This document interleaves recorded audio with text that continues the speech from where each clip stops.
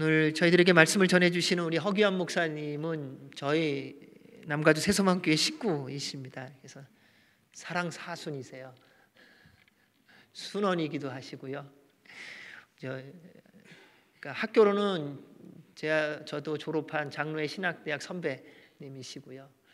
그리고 한국에서 목회하시다가 러시아에 10년 동안 선교사로 섬기시고 또 하나님의 부르심 속에서 미국에 오셔서요, LA 아가페 교회 그리고 놀웍 한인교회를 섬기시다가 지난 2018년에 은퇴하셨습니다. 그래서 은퇴하셔서 저희 교회 오셔서 같이 성도로 또 주님의 귀한 동역자로 오셔갖고 함께 섬겨주고 계십니다.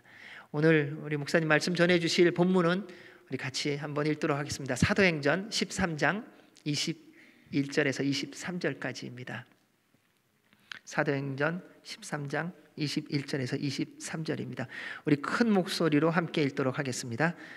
그 후에 그들이 왕을 구하거늘 하나님이 베냐민 지파 사람 기스의 아들 사울을 40년간 주셨다가 패하시고 다윗을 왕으로 세우시고 증언하여 이르시되 내가 이새의 아들 다윗을 만나니 내 마음에 맞는 사람이라 내 뜻을 다 이루리라 하시더니 하나님이 약속하신 대로 이 사람의 후손에서 이스라엘을 위하여 구주를 세우셨으니 곧 예수라. 아멘. 하나님의 말씀입니다.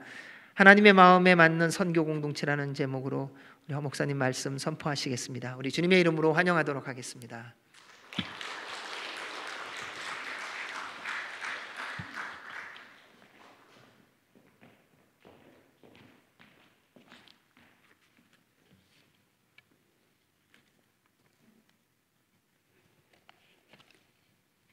오늘 성경 본문 말씀 가운데에 22절 말씀, 사도행전 13장 22절 말씀 다 같이 함께 다시 한번 합독을 하겠습니다.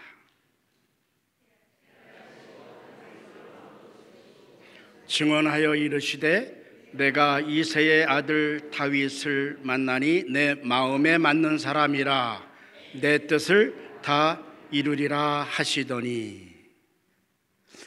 오늘 성경 본문 말씀, 사도 바울께서 비시디아 안디옥에서 설교를 하신 말씀입니다. 그런데 목사님들께서 설교를 하실 때에 아무렇게나 말씀하시는 것이 아니라 성경 말씀에 근거해서 하나님의 말씀을 전하시잖아요. 이 사도 바울이 오늘 설교를 하는데 오늘 이 사도행전 13장에 있는 말씀은 구약 성경에 근거를 하고 있는 말씀입니다. 우리 다 같이 구약 성경 사무엘상 13장 14절 말씀 함께 보겠습니다. 제가 봉독을 해드리겠습니다.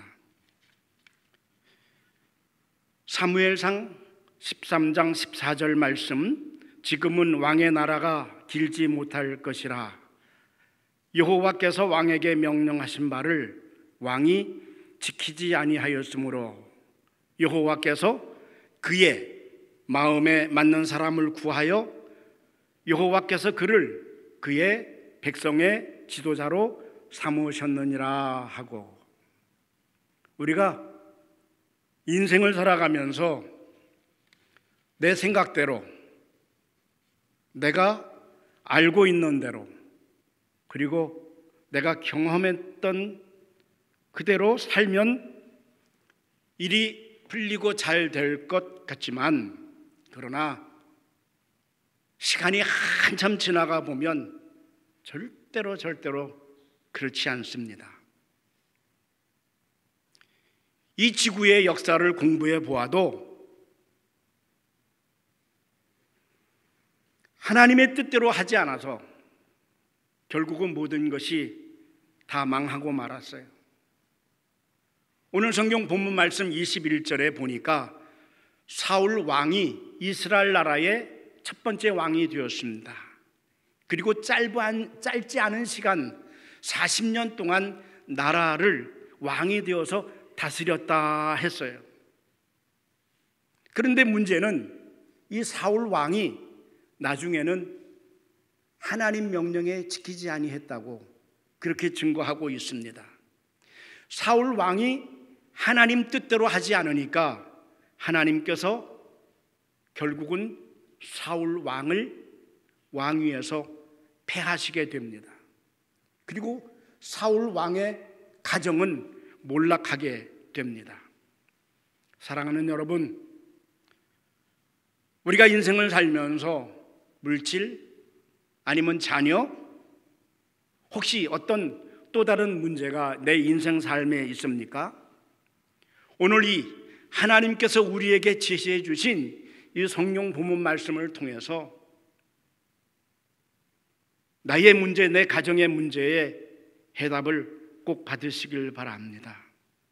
그리고 깨달을 뿐만 아니라 한 걸음 더 나아가서 그 문제를 해결하시길 바랍니다. 하나님께서 하나님 뜻대로 하지 않는 사울 왕을 제거하시고 새로운 왕을 찾으시는데 어떤 사람을 새로운 왕으로 찾으셨는가? 하나님의 마음에 맞는 사람을 찾으셨다 그랬어요. 그리고 그렇게 하나님의 마음에 맞는 그 사람이 우리가 잘 알고 있는 다윗이었다고 증거하고 있습니다. 사람이 상대방의 마음에 쏙 들기란 결코 쉽지 않습니다. 이런 얘기 들었어요. 교회에서 점심시간에 점심을 먹다가 옆에 계신 분이 우스운 얘기를 하는데 90세가 넘은 남편이 있었답니다. 하루는 안방에서 낮잠을 곤히 자고 있는데 외출했던 아내가 집에 되돌아왔어요. 그리고는 낮잠 자고 있는 남편의 몸을 냅다 발질질하며 날리면서 야단치며 잠 깨웠는데 뭐라고 했다고요? 아니 여보, 너 낮잠 자고 있는 거야? 남들은 다 저 뒷동산 메모리얼 폭에서 잠자고 있는데 당신은 왜 여기서 아직도 잠자고 있어? 오직하면 이런 우스운 얘기가 다 나오겠어요. 한마디로 말하면 나이가 늙도록 남편들이 내 아내의 마음에 쏙 드는 아내의 마음에 맞는 남편이 된다고 하는 것은 결코 쉽지 않은 일이지요. 오직하면 하나님의 마음에 맞는 사람이 된다는 것은 얼마나 힘들고 어려운 일이겠습니까? 그러나 사실 하나님의 말씀에 귀를 기울이고 보면 그 일이 그렇게 힘들고 어려운 일이 아니에요. 하나님께서 다윗을 보니까 하나님 마음에 맞는 거예요. 그래서 하나님께서 다윗을 선택하시고 그 다윗을 나라의 지도자가 되게 하시고 엄청나게 출세하게 한 다음에 그 다윗을 통하여 하나님의 뜻을 이루셨다고 했습니다.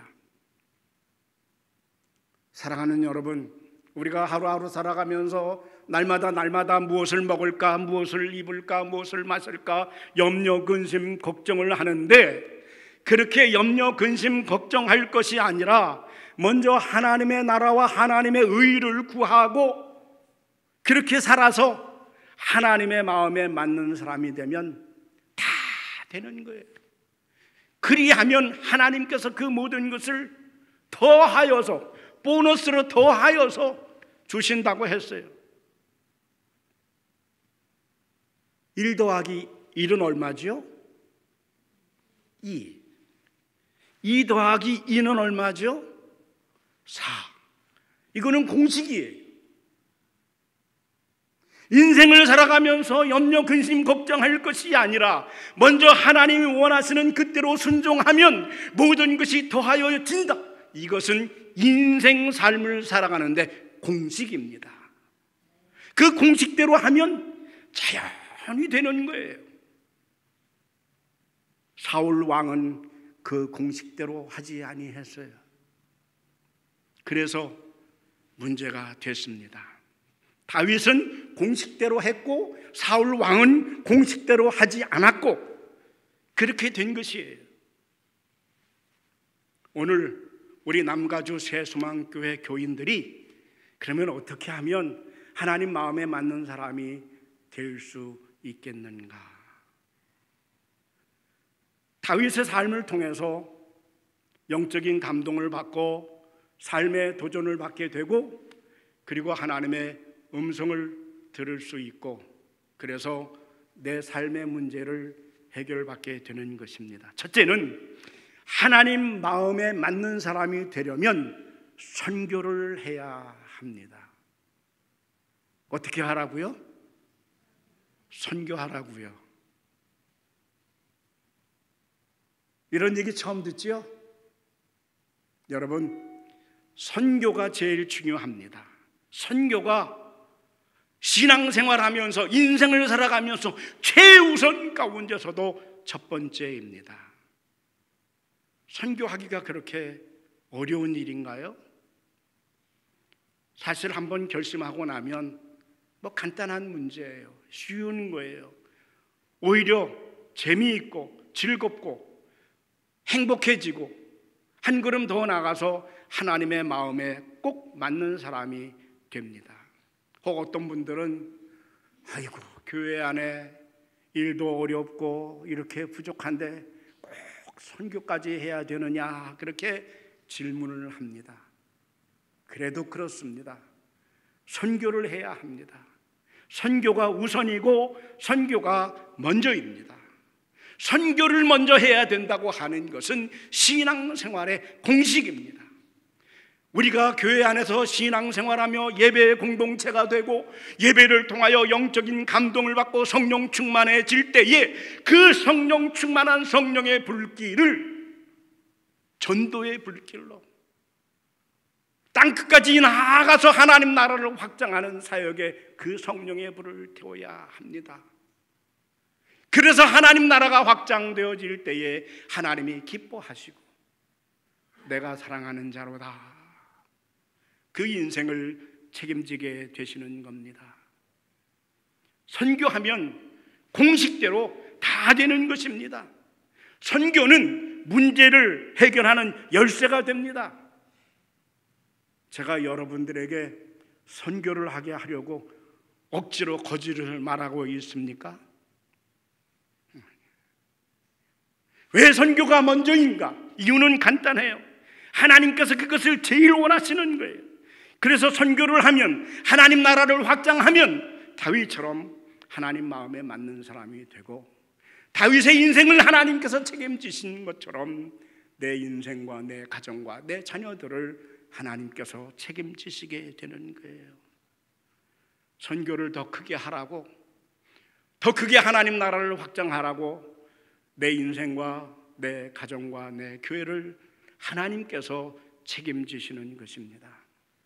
사람이 상대방의 마음에 맞는 사람이 되려면 상대방이 원하는 대로 하면 됩니다. 보시지요? 오늘 성경 본문 말씀 가운데 23절 말씀입니다. 사도행전 13장 23절 말씀, 오늘 본문 말씀 가운데 23절 말씀 다 같이 합독을 합니다. 하나님이 약속하신 대로 이 사람의 후손에서 이스라엘을 위하여 구주를 세우셨으니 곧 예수라. 하나님께서 다윗을 이스라엘 나라의 왕이 되게 하셨습니다. 그런데 다윗이 왕이 된 것이 그렇게 중요한 것 같이 보이는데, 사실은 그것보다 더 큰 일은 다윗이 왕이 되고 그 왕가의 후손으로 예수님을 이 땅에 보내셨습니다. 이게 하나님의 더 위대한 큰 뜻이었어요. 그리고 하나님께서 그 예수님을 통하여 사람들을 구원하시고 계십니다. 그 구원받은 사람들은 하나님 나라의 백성이 되고, 하나님 나라의 백성들은 하나님 나라의 하나님의 명령에 의해서 하나님 나라를 더욱 크게 확장하게 되고, 그래서 하나님 나라가 점점 더 크게 되는 거죠. 선교가 무엇인가요? 한마디로 말하면 하나님 나라의 확장 사역이에요. 더 쉽게 이해한다면 전도하는 거예요. 우리 교회 동네에서 전도하는 것이 아니라 땅끝까지 나아가서 전도하는 것을 선교라고 그렇게 정의할 수 있습니다. 이 하나님 나라의 확장 사역을 위해서 하나님께서는 다윗을 선택하셨고 그 다윗이 왕이 되게 하시고 그리고 후손으로 예수님을 이 땅에 보내시고 예수님이 이 땅에 오셔서 하나님 나라 확장 사역을 하시고 가시는 거예요. 그래서 예수님께서 우리에게 이것을 가르쳐 주시고 그렇게 하라고 명령하셨어요. 보세요. 성경 말씀 세 군데를 다 같이 보겠습니다. 예수님께서 공생애를 시작하시면서 제자들을 선택하셨는데 마태복음 4장 19절 말씀, 베드로를 선택하시면서 말씀하십니다. 다 같이 합독합니다. 말씀하시되 나를 따라오라 내가 너희를 사람 낚는 어부가 되게 하리라 하시니, 예수님께서 제자들을 선택하신 이유는 사람을 낚는 어부가 되게 하려고, 전도하는 사람들이 되게 하려고, 선교하는 사람들이 되게 하려고, 그래서 하나님 나라 확장을 시키게 하려고 예수님께서 제자들을 선택하셨어요. 마태복음 28장 19절로 20절 말씀입니다. 예수님께서 십자가에서 부활하시고 다시 제자들에게 나타나셔서 말씀하셨는데 마태복음 28장 19절로 20절 말씀 천천히 다 같이 합독합니다. 그러므로 너희는 가서 모든 민족을 제자로 삼아 아버지와 아들과 성령의 이름으로 세례를 베풀고 내가 너희에게 분부한 모든 것을 가르쳐 지키게 하라. 볼지어다 내가 세상 끝날까지 너희와 항상 함께 있으라 하시니. 사도행전 1장 8절 말씀 다 같이 함께 합독합니다. 오직 성령이 너희에게 임하시면 너희가 권능을 받고 예루살렘과 온 유대와 사마리아와 땅끝까지 이르러 내 증인이 되리라 하시니라. 하늘로 승천하시면서 예수님께서 말씀하셨어요. 예수님께서는 처음 공생애를 시작하시면서 마지막 죽음 가운데 부활하시고 하늘로 승천하시기까지 처음부터 끝까지 하나님 나라 확장을 위해서 사역을 하셨어요. 제자들을 선택하신 것도 하나님 나라 확장을 위해서, 병든 자들을 위해서 병든 자를 치료해 주신 것도 하나님 나라 확장을 위해서, 배고픈 자들에게 먹을 것을 주신 것도 구원 위하여 하나님 나라 확장을 위하여, 심지어는 죽은 자를 살리신 것까지 하나님 나라 확장을 위함이었습니다. 십자가에 죽으시고 부활하시고 승천하신 것도 하나님 나라 확장 때문이셨어요. 제자들은 사람을 낚는 어부가 되었습니다. 그리고 예수님을 본받아 하나님 나라 확장을 위해서 이 삶을, 그 삶을 다 바쳤어요. 그래서 하나님께서 기뻐하십니다. 이건 세상을 살아가는 공식이에요. 우리 남가주 새소망교회는 선교 공동체입니다. 땅끝까지 선교하고 복음을 전하고 그리고 하나님 나라가 확장되는데 힘을 쏟아야 합니다. 모든 족속으로 제자를 삼고 선교해서 하나님 마음에 맞는 그런 교회가 될 수 있기를 원합니다. 선교하는 교회가 되면, 선교 공동체가 되면 하나님의 마음에 맞는 그런 사람들이 되는 거예요. 둘째는 진심으로 해야 합니다. 진심으로 열심히 해야 하는 거예요. 오늘 본문 말씀의 배경이 되는 사무엘상 16장을 보면 하나님께서 사무엘 선지자로 하여금 이새의 아들 다윗을 선택하는 기록이 있습니다. 사무엘 선지자가 이새의 집에 도착을 했어요. 그리고 이새의 아들 8명이 있는데 그 아들들을 다 나와서 보게 됩니다. 첫 번째 큰 아들 맏아들 엘리압을 봤을 때에 사무엘 선지자 마음에 감동이 되었어요. 그래서 엘리압을 왕으로 선택하려고 기름을 부으려고 하는데 하나님께서 말리셨어요.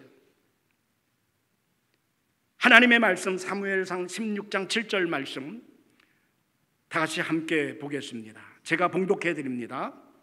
사무엘상 16장 7절 말씀, 여호와께서 사무엘에게 이르시되 그의 용모와 키를 보지 말라.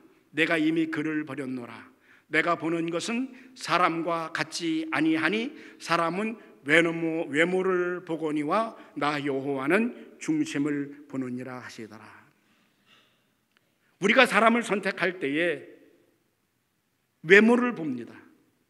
그러나 하나님은 사람의 중심을 보시는 것이죠. 이새의 첫째 아들은 잘생겼습니다. 겉으로 보면 왕이 될 만합니다. 그러나 하나님께서 말리셨어요. 첫째, 둘째, 셋째, 일곱째까지 다 지나갔는데 선택할 아들이 없어요. 마지막 여덟째, 막내가 다윗이었는데 아버지 이새는 그 막내를 볼 때에 아예 기름바울 후보에 넣지도 않았어요. 막내야, 너는 나가서 형들을 대신해서 양들을 돌보면서 들판에 있거라. 그래서 열외가 된 다윗은 들판에서 양을 치며 일을 하고 있었어요. 사무엘 선지자가 그 막내 여덟째를 불러와 보라고 말합니다. 그리고 하나님께서 그 막내 어린아이의 중심을 보시고 선택하시고 기름 부음을 받게 하시고 왕이 되게 했어요. 선교를 하다 보면 선교사 자신도 그렇고 후원하는 교회도 그렇고 자칫 잘못 외모를 보게 됩니다. 지금부터 29년 전 1991년 12월 25일 크리스마스 날 미하일 고르바초프 소련의 대통령이 사임을 했습니다. 그리고 크리스마스 다음 날 저녁 7시 32분 모스크바 불궁 광장 거기에 위치한 크레물린 궁에 달려있던 소련기가 내려오고 그리고 새로운 러시아 국기가 개양되었어요. 소련의 핵무기 발사 시스템을 포함한 모든 정권이 러시아의 새로운 대통령이 된 미하일 고르바초프 그 대통령 대신 러시아 대통령이 된 보리스 옐친에게로 정권이 다 승계되었습니다. 소련이 붕괴된 거죠. 그리고 1년이 지난 봄날 1993년 3월 15일 모스크바에 얼었던 눈이 채 눕기도 전에 한국에서 목회하던 저는 제 아내와 어린 아들, 딸, 가족들을 데리고 총회 선교사가 되어서 공산권 중심 철회 장막 속으로 들어가게 됐습니다. 저희 교회 장로님들과 권사님들이 아이고 목사님 왜 죽으려고 그러셔요? 왜 소련으로 갑니까? 말리셨어요. 저도 사실 당황했고 아내도 황당했습니다. 그러나 모스크바 선교를 위해서 가라는 선배 목사님들의 말씀이 하나님의 음성으로 들리는데 이 마음의 신앙의 양심상 피할 수가 없었어요. 갑자기 모스크바로 들어가게 됐는데 저희 사역을 단독으로 후원하는 서울 잠실교회에서 한 달에 4,000불씩 그리고 1년에 400% 보너스식으로 특별 선교 후원금, 그래서 1년에 16개월 합해서 64,000불의 엄청난 선교비를 저에게 송금했습니다. 선교사로 파송받은 다음 4년 6개월이 지난 1997년 1년 마지막에 되었을 때에 한국에서 IMF 사건이 터졌어요. 서울 잠실교에서 후원하던 많은 선교사님들 가운데에 선교비 후원 때문에 거의 한 10여 명의 선교사님들이 한국으로 소환되고 귀국하게 되었습니다.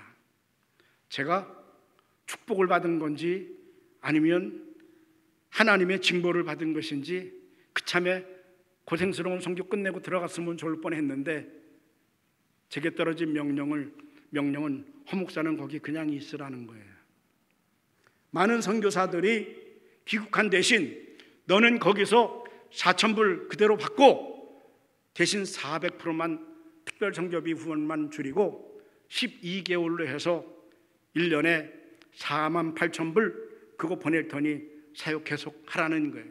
그러나 정작 한국에서 선교비를 보내는 잠실교회 선교비는 IMF의 환율 변동에 의해서 그 2배 96,000불에 해당하는 엄청난 그런 선교비의 중당이었어요.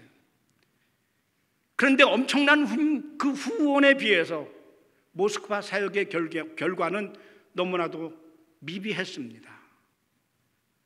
낙심되고 절망되고 그리고 어찌할 바를 모르며 하나님께 울며 불며 매달리는 가운데에 친구 목사님들이 선교지를 방문했는데 저를 보더니 목사 왜 이렇게 하고 있어? 이제 그만 가자. 총회 얘기를 해서 이제 그만 철수하겠다고 보고 드리고 그리고 들어가자. 근데 그렇게 할 수 없잖아요. 왜 그렇게 장로님들은 바쁘게 선교하러 오시는지, 권사님들은 오셔서 아이고 우리 이쁜 것들 아들 딸 어루만져 주시고 아내에게 선물 갖다 주시고, 단기 선교팀들은 왜 그렇게 쫓아오는지 와서 목사님 뭐 필요한 거 없어요? 우리가 목사님 사랑해요.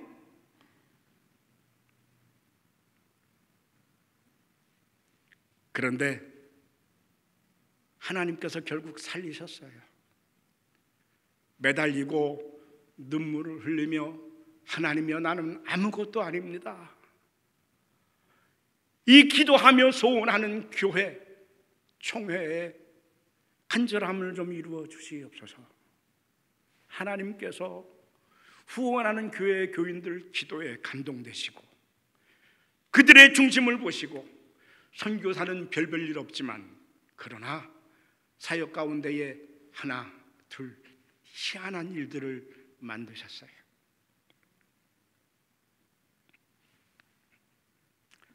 전도를 받아서 함께 사역을 하던 러시아 사람들, 즈라이다 집사님, 갈리나 전도사님 등등 한 분 한 분 다 세상을 떠나고 그때에 중학생, 고등학생이었던 아이들, 대학생, 청년이었던 젊은이들이 지금은 어느덧 30대 말 40대 초반의 장년들이 되었어요.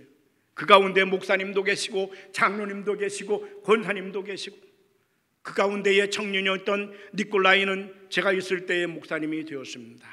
그리고 10년이 지나 어느 날 LA 한인교회 청빙을 받았을 때에 그 니콜라이 젊은 목사님에게 본 교회를 다 물려주고 왔는데 하나님께서 그 니콜라이 목사님을 썼어요. 떠날 때는 얼마나 걱정이 되던지요. 아이고 저게 사람 노릇이나 하겠나.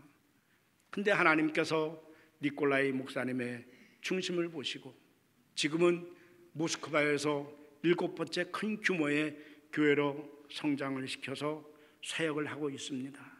사랑하는 여러분, 크다 작다 그 외모를 말씀드리는 것이 아닙니다. 어느 한 선교사의 희생, 그 가족들의 고생, 그리고 교인들의 엄청난 후원의 역사, 그런 것들이 뿌리가 되어서 10년 동안 수고하고 애쓴 그 결과가 하나님 나라 확장 사역의 열매가 되고, 그 사역이 마친 다음 러시아 사람들의 자생적인 헌신과 노력에 의해서 하나님 나라의 확장 사역이 지금도 모스크바에서 계속 이어지고 있다고 하는 것입니다.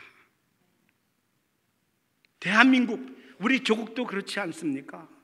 선교사님들이 오셔서 수고하고 고생하셨는데 그 결과로 아름다운 대한민국, 하나님을 믿는 백성들이 사는 그런 나라가 되었어요. 여러분, 진심으로 열심히 해야 합니다. 그러면 하나님의 일들이 일어나는 거예요. 셋째는 믿음으로 해야 합니다. 다윗이 골리앗과 싸워서 이긴 이야기는 너무나도 유명합니다. 성경 말씀 사무엘상 17장 45절로 47절 말씀 다 같이 합독을 하겠습니다. 다윗이 블레셋 사람에게 이르되 너는 칼과 창과 단창으로 내게 나아오거니와 나는 만군의 여호와의 이름 곧 네가 모욕하는 이스라엘 군대의 하나님의 이름으로 내게 나아가노라. 오늘 여호와께서 너를 내 손에 넘기시리니 내가 너를 쳐서 내 목을 베고 블레셋 군대의 시체를 오늘 공중의 새와 땅의 들짐승에게 주어 온 땅으로 이스라엘의 하나님이 계신 줄 알게 하겠고 또 여호와의 구원이 칼과 창에 있지 아니함을 이 무리에게 알게 하리라. 전쟁은 여호와께 속한 것인즉 그가 너희를 우리 손에 넘기시리라. 여러분, 다윗은 나이 어린 작은 어린아이였어요. 가진 것이 아무것도 없었습니다. 다윗의 손에는 오로지 돌멩이 5개뿐이었어요. 양들을 돌볼 때에도, 들판에서 무서운 짐승을 만났을 때에도 돌멩이를 들고 있는 다윗은 오로지 하나님만 의지했어요. 골리앗 장수 앞에서도 다윗은 오직 하나님의 손길을 통하여 자신을 내어 맡겼어요. 하나님께서 다윗을 특별하게 대우한 것이 아닙니다. 또 그렇다고 해서 다윗이 결코 특별한 존재도 아닙니다. 다윗도 우리와 같이 성정을 똑같이 같은 사람이라 그도 실수하고 넘어졌어요. 그러나 그 다윗을 선택하고 사용하신 우리 하나님께서 위대하십니다. 그 위대하신 하나님께서 움직이실 때에 다윗은 우리 하나님 모든 것을 다 하실 수 있는 하나님이라고 믿었습니다. 하나님께서는 지금도 무엇이든지 하실 수 있는 분이십니다. 내가 받아들이지 않는다면 이 하나님께서는 아무것도 하실 수가 없습니다. 만약에 구약 성경에 있는 욥과 같이 모든 것이 다 끝장이 났다 할지라도 절대적으로 하나님을 신뢰하면 그것이 바로 믿음입니다. 다윗은 칼과 창과 단창이 아니라 하나님의 이름으로 나아갔습니다. 이 땅에 하나님이 계신 것을 알게 하자고 하는 것이 다윗의 목적이었어요. 하나님의 일은 칼과 창에 있지 아니하고 모든 일들이 다 여호와의 그 장중에 하나님의 손에 달려 있다고 그렇게 믿고 여호와께서 하나님께서 나를 승리케 하실 거라고 하나님을 신뢰했습니다. 돌멩이를 들고 있는 어린아이가 골리앗 장수를 쓰러뜨립니다. 하나님의 일을 드러냅니다. 믿음이었어요. 후원교회 장로님들이 모스크바에 오시면 제 손을 꼭 잡고는 위로해 주십니다. 아이고, 우리 허 목사님 얼굴이 쭈글쭈글해졌네. 잘 될 거예요. 너무 걱정하지 마세요. 우리가 목사님을 믿습니다. 장로님들의 말씀을 들을 때마다 제 마음은 더 콩알만해지고, 권사님들이 오셔서 꼭 끌어안아 주실 때마다, 그리고 위로하시면서 목사님 염려하지 마세요. 하나도 걱정하지 마세요. 우리가 기도하고 있습니다. 목사님 잘 될 거예요. 우리가 목사님을 믿습니다. 사랑하는 여러분, 그 후원한 교인들의 그 믿음이 하나님의 일을 만들어냈어요. 진심으로 열심히 일하고 있는가? 그 열심이 믿음이 아니라 인간의 욕심일 수 있습니다. 우리가 진실로 열심히 충성을 다하되 그 밑바탕은 하나님의 일을 하고자, 하나님의 영광을 드러내고자, 하나님 나라가 확장되고자 하는 그 믿음이 밑바탕이 되어져야 승리하게 되는 줄 믿습니다. 네 번째, 하나님 마음에 맞으려면 회개해야 합니다. 언제부터 선교해야죠? 다음부터. 우리 다 같이 하나님 말씀 사무엘하 12장 13절로 15절 말씀 다 같이 합독을 하겠습니다. 다윗이 나단에게 이르되 내가 여호와께 죄를 범하였노라 하매 나단이 다윗에게 말하되 여호와께서도 당신의 죄를 사하셨나니 당신이 죽지 아니하려니와 이 일로 말미암아 여호와의 원수가 크게 비방할 거리를 얻게 하였으니 당신이 낳은 아이가 반드시 죽으리이다 하고 나단이 자기의 집으로 돌아가니라. 네, 여기까지. 나단 선지자가 다윗 왕에게 와서 다윗의 죄를 지적합니다. 비유로 말하는데 부자와 가난한 사람 두 사람이 있었어요. 그런데 이 가난한 사람은 집안에 있는 재산이라고는 오직 어린 암컷 양 한 마리였어요. 근데 부자에게 손님이 찾아왔어요. 이 부자가 손님을 대접하려고 가난한 사람 집에 가서 그 나이 어린 암컷 양 한 마리를 가지고 와서 잡아 죽여 손님을 대접했습니다. 나단 선지자의 이 이야기를 들은 다윗 왕이 아주 크게 진노를 했어요. 이런 그 못된 부자가 그놈이 누구냐, 잡아 죽여야 되느니라. 그때 나단 선지자가 그 사람이 바로 당신입니다. 이때에 다윗 왕은 왕의 권력을 이용해서 나단 선지자를 감옥에 가둘 수도 있고 나단 선지자 입을 봉할 수도 있었습니다. 그러나 선지자의 말을 들은 이 다윗 왕이 그 자리에서 자신의 왕관을 내려놓습니다. 자기의 위신도, 자기의 자존심도, 왕의 권력도 다 내려놓고 선지자여, 내가 죄를 범하였나이다. 하나님이여, 내가 범죄했나이다. 침상에 눈물을 적시며 하나님 앞에 울며 불며 회개를 했습니다. 사람은 피할 수 있어도 하나님의 눈은 피할 수 없다는 것을 다윗은 깨달았어요. 오라, 내가 하지 말아야 할 범죄를 저질렀구나 깨달았어요. 그래서 눈물을 흘리며 그 자리에서 회개를 하는데, 바로 이 결단이, 이 행위가 하나님의 마음에 맞았습니다. 사랑하는 여러분, 우리는 선교를 해야 합니다. 언제부터 해야 합니까? 이제 내년부터 계획을 세워서. 아니에요. 금년부터 해야 합니다. 언제부터요? 다음 달부터 해야 합니다. 그동안에 선교를 하지 아니했어요? 그동안에 했다 할지라도 게을리했어요? 소극적이었습니까?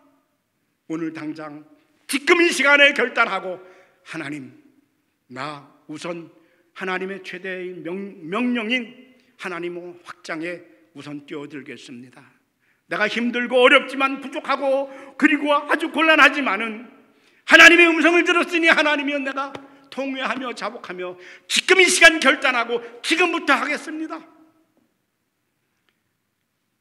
터닝 포인트는 지금입니다. 교회 은퇴하고 어디로 가야 되지? LA의 한인타운으로 오렌지 카운티로 빙빙 2달을 도는데, 제 아내와 함께 길을 잃은 고아처럼 그렇게 됐어요. 오늘은 여기, 내일은 저기. 그러다가 제가 제 아내에게, 여보, 그럴 게 아니라 가까운 동네 한번 가보자. 가까운 동네 어디? 다운이 제일 교회? 거기는 교인들이 우리 너무나도 잘 알잖아. 아니, 그 교회 말고 신랑 교회가 남가주 세만교회로 이름이 바뀌었더라. 한번 가보자. 그리고 왔는데 목회하던 목사가 뭘 보겠어요? 교인들이 이쁘나 밉나 그거 보겠어요? 저 교회 건물이 어떤가 그런 거 보겠어요? 와서 보니까 말씀이 살아있는 교회, 장로님, 권사님 멀리서까지 주의를 지키기 위해서 달려오는 교인들 한 사람 한 사람, 여기에 영적인 감동이 있고, 지금도 말씀을 전하면서 하나님의 영이 이곳에 임재임을 느끼면서 행복을 맛봅니다. 여러분, 앞장서고 뛰는 장로님들, 권사님들께만 맡길 것이 아니라 우리 모두가 다 손에 손을 잡고 함께 달려가며 예배의 공동체의 성령의 충만함을 밖으로 선교로 하나님 나라의 확장으로 뛰어 달려들 때에 문제는 하나님이 책임져 주시는 줄 믿습니다. 지금 이 시간 나의 모든 것을, 우리 교회의 모든 것을 주님의 십자가 아래에 내려놓고 자유로워질 수 있기를 원합니다. 교회에 오는 것이 행복해지고 기뻐지고 재미있어지고, 올 때마다 말씀 속에서 목사님이 전해주시는 그 하나님의 말씀 속에서 하나님을 만나는 하나님의 일들이, 그리고 우리가 행하는 작은 일들 쪽에 하나님의 일들이 드러나는 그런 하나님의 마음에 맞는 선교의 공동체가 되기를 원합니다. 기도하겠습니다. 만군의 주 여호와 아버지 하나님, 하나님의 마음에 맞는 사람, 하나님 마음에 맞는 교회, 그런 선교 공동체가 되기를 원합니다. 하나님께서 가장 원하시는 뜻이 선교인 줄 깨달았습니다. 하나님 나라를 확장하는 선교 사역에 동참하게 하여 주시옵소서.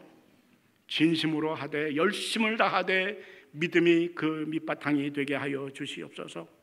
다음 기회로 미루지 말고 지금 결단하고 실천에 옮길 수 있도록 성령의 감동을 주시옵소서. 우리들의 삶 속에 여러 가지 문제들이 있습니다. 먼저 하나님 뜻에 순종하여 하나님께서 해결하실 수 있도록 문제마다 주님의 십자가 아래 내려놓게 하여 주시옵소서. 오늘 한 주간 동안 또 행복하길 원합니다. 승리의 삶이 되기를 소원합니다. 예수님의 이름으로 기도를 드립니다. 아멘.